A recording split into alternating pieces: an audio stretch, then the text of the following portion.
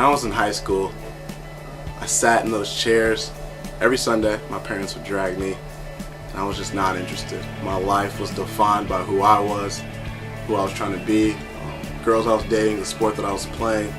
My second semester, senior year, I just realized it just wasn't really enough. And at this point, I didn't really know what I was looking for, but I knew I was not interested in living for myself anymore.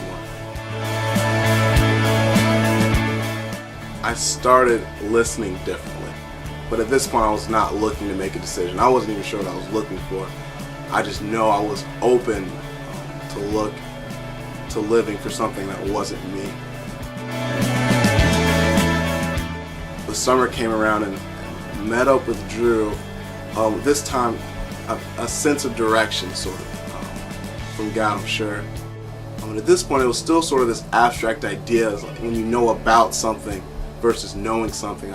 I knew about God because I had grown up in church, but it was kind of startling that this thing that I didn't really know, this person I didn't really know, was asking me to look towards Him in my life. One of my best friends, John Maxwell, and I, we had lunch a week after I met up with Drew. My question was actually, John, how do you claim to know this God that I can't see, that you can't see? And John, whenever he's excited, he'll go like out and then he'll bring it in. And so he brought it in the whole conversation. It was like, Mike, God is in me. God is my strength, my rock, and my hope.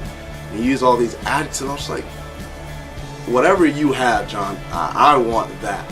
And at this point, it just seemed impossible to me because I didn't really know who God was. I just knew about Him. I started to read the Bible differently. The Bible wasn't to me just this abstract book about facts. But John said something like the Bible, is what he said, was how I got to know God. And so I read His Word with the desire to know more about Him. I asked Drew questions, asking about this God so that I could know Him. Not asking so I could have a list of facts, but asking so I could get to know Him, so I could have that in your chest relationship.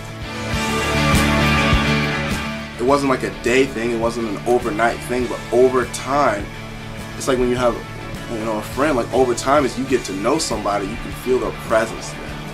I could feel His strength there, I can still feel His strength there. So now, knowing Him is reading His Word, surrounding myself with people who know Him at a deeper level than I do, caring for those who do not know Him yet, because I know He desires that. And it's really, it's a race. And I'm running alongside a God who's wanted me to be there the whole time. And that's where my joy comes from. My hope comes from that nearness that I have to Him, that my faith, my strength, my life, all my joy comes from this nearness that I have to Him, from knowing who He is.